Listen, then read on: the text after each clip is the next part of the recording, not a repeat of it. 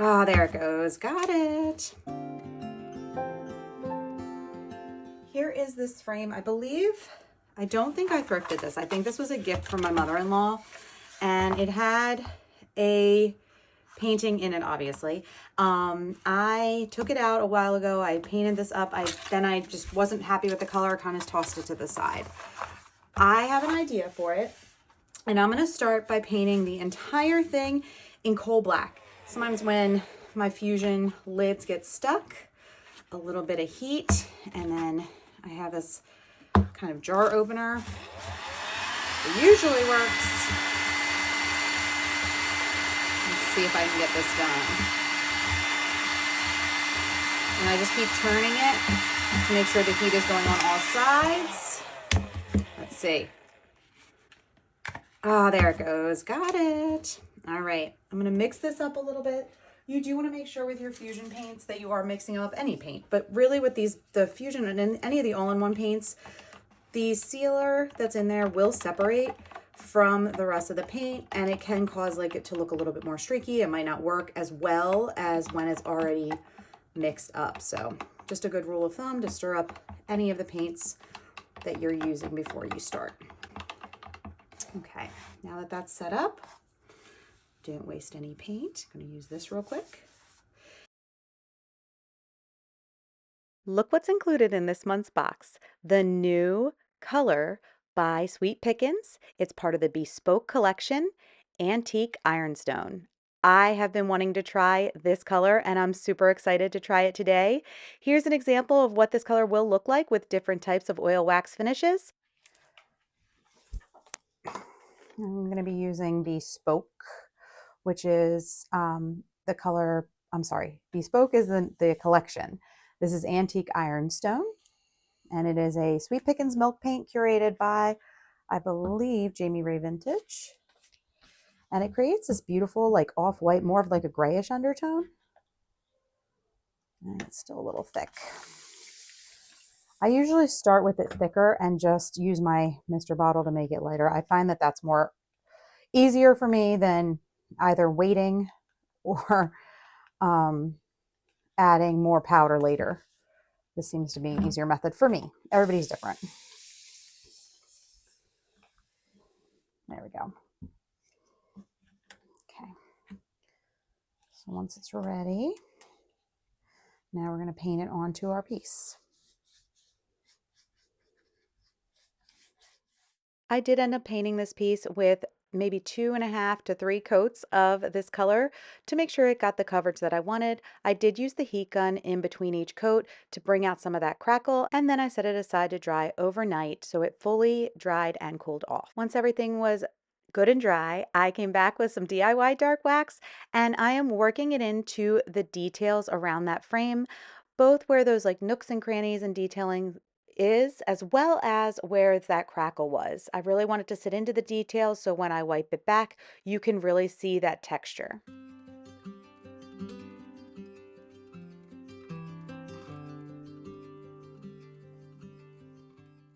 I finished wiping that dark wax all the way around the frame. I added in a thrifted picture that I found in another frame, and then I decided to switch the direction that this was going in. So you will see that it is going to be in a portrait format versus landscape.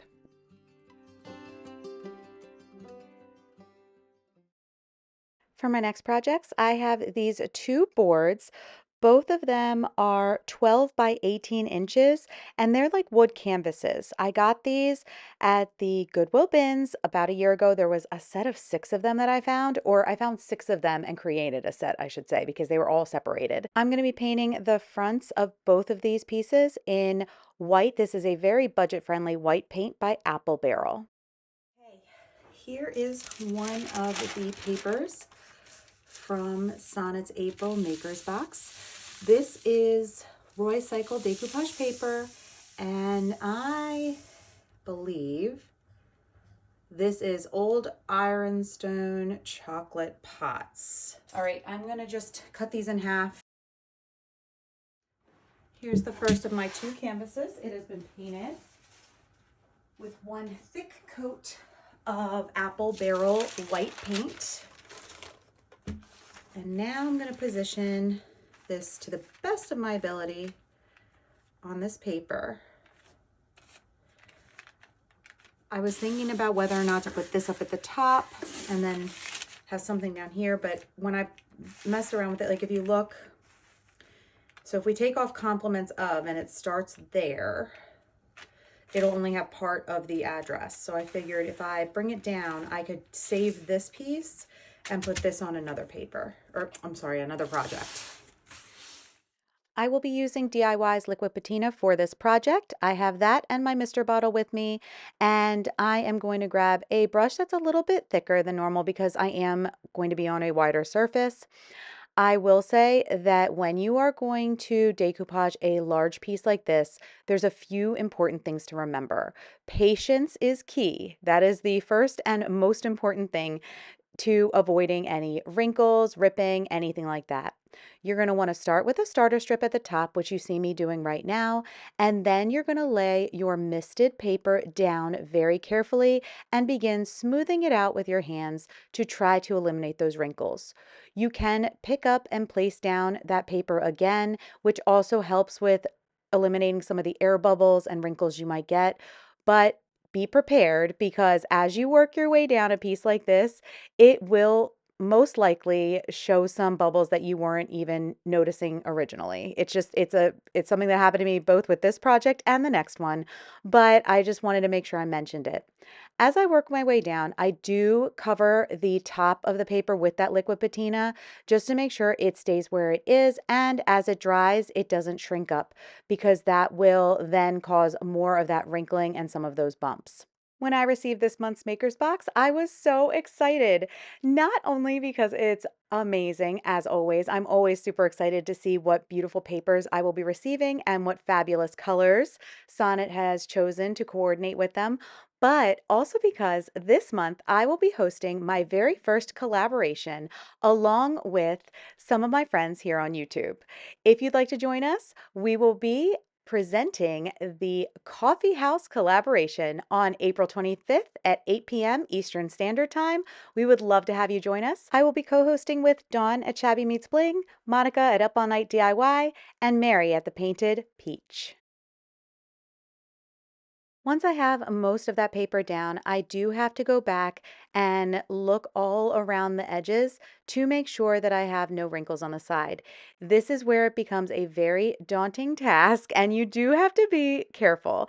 I've in the past ripped the paper. I am happy to say I did not rip the paper this time. There was one little wrinkle right down the middle. It almost looks like a crack in the pot. I decided to embrace it, and that is just a piece that will stay there, but the rest of it went down very well, and then I set it aside to dry. Once all of that decoupage medium was dry, I came back with my finger sander and I am working my way around the entire piece, sanding in a downward motion to get the excess paper off. I am trying to ensure that I don't rip anything, but I want to have a really clean edge to finish off this piece. I gave the front of my project one more coat of a polyacrylic sealer, and now I'm coming in with some dark wax. There was just a little bit left on this brush from the last project or the next project that you'll see, and I am just really lightly wiping it down the edges to have it look a little bit more finished and more aged around the sides of this little poster that we created.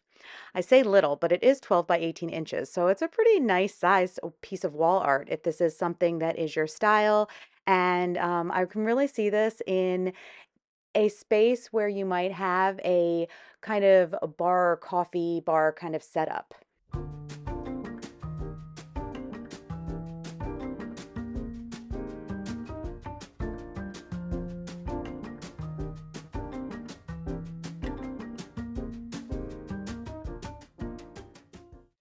Here's this other piece that has been sitting in my stash. It actually is either a mirror or a frame. This is glass right here, and I painted it.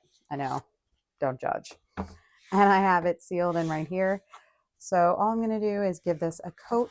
I would like to see how the bespoke, how it looks different than the color it's on here. I honestly have no idea what color is on here. Oh, it definitely has a creamier tone. Look at that. That's lovely. I only needed one coat of paint on this project because it had already had a lighter paint on it. And instead of doing the heat set on this milk paint, I decided to just set it to the side to dry just to see what kind of texture, how it would look different. I created this ornate oval-like wood blank. And I am just showing you here how long and how big it is. It is about 8 by 11. And I'm going to start by painting it in Tarnished Pearl, which is one of the colors that came in this month's Maker's Box.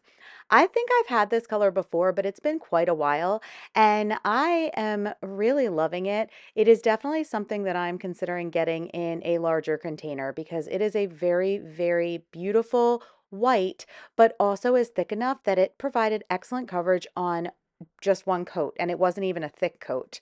Granted, this is raw wood, but it went on very well and it dried very fast, so I was able to move on very quickly. Now that my wood blank is dry, I'm going to take this beautiful rice paper by Connie over at the Painted Photographer. This is her line, Connie Lines and Designs, and I am going to prepare it for decoupage onto this blank. I'm going to start by taking my artist brush and some water and just dampening it enough so that I can rip those edges down where that white is. I'm not as worried about the top or the bottom because those will be sanded off, but I know that this paper is a little bit thinner than that background is, or that wood blank is. So I want to make sure that I have those removed. And then I'm going to have to come up with a solution to the fact that there's going to be some extra back peeking through. Okay, now that that's done, I am going to lay my piece of rice paper down. I'm trying to center it as best I can, and I'm going to use my liquid patina and go ahead and get that starter strip started and mist the back of that rice paper to allow it to kind of loosen up, to allow those fibers to loosen up and accept that decoupage medium.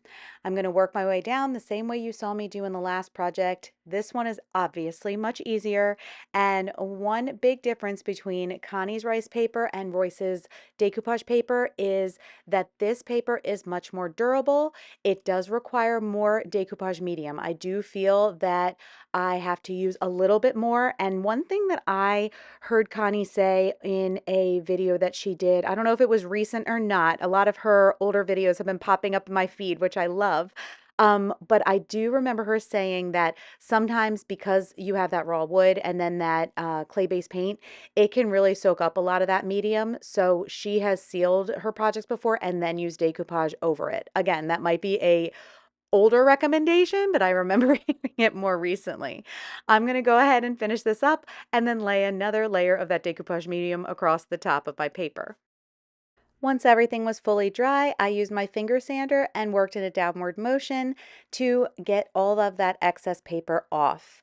Once I did that, I decided to use some air dry clay and one of my IOD molds to create a kind of frame around this wood blank.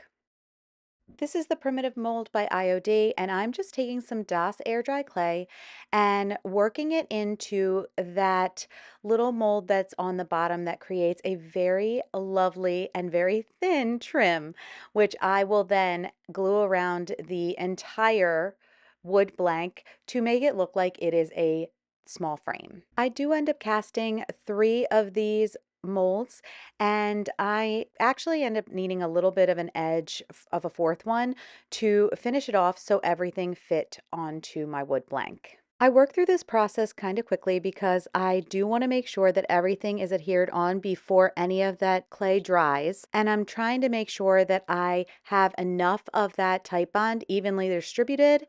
It was actually easier than I expected to work around this frame. It's not perfect, but it was definitely easy and created such a beautiful frame. So I would definitely try this if you are new to using molds and using them in this way. Before I set it aside to dry, I did come in with my artist brush and some of this polyacrylic sealer, and I worked all the way around the frame and covering it with this polyacrylic sealer so that it would not crack as it dried.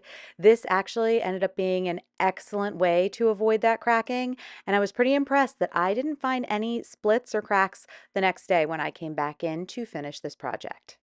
I also added another coat of sealer in a satin finish to the rest of that decoupage paper. I am using Fusion's metallic bronze paint, and I am going in with my artist brush and working around that frame. I'm being very careful not to get any of that paint onto my decoupage paper, but I am happy that it is sealed, so if I were to make a mistake, I'd be able to get it off rather quickly. I will say that when I opened this container of paint, it was extremely thick and chunky, and so I had to use some water to kind of water it down. When I did that, it made this paint that I'm using now a little bit more watery, which I actually really liked because it sat into the details, and with that watered down paint already created that difference in color that I wanted to get on my frame anyway. So I ended up not needing any other wax or anything else to bring out the details. I just used this watered down paint method. Once that paint was dry, I grabbed my Titebond Quick and Thick, and I am just grabbing a bunch of it and spreading it all around the back of that wood blank. And then I'm going to glue it onto the frame that I had painted. Not sure if you remember this, but we started out with this frame that I painted in that bespoke color. And now I'm going to glue this into the middle. Cover the entire project with clear wax by DIY and come right back in with the dark wax, working all the way into those details and all the way around the frame, wiping back the excess to finish this off.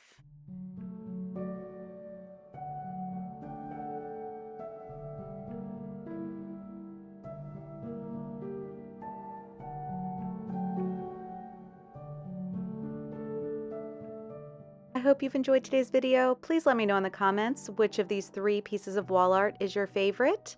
And I'm not even halfway through the box. We'll have to get to those soon.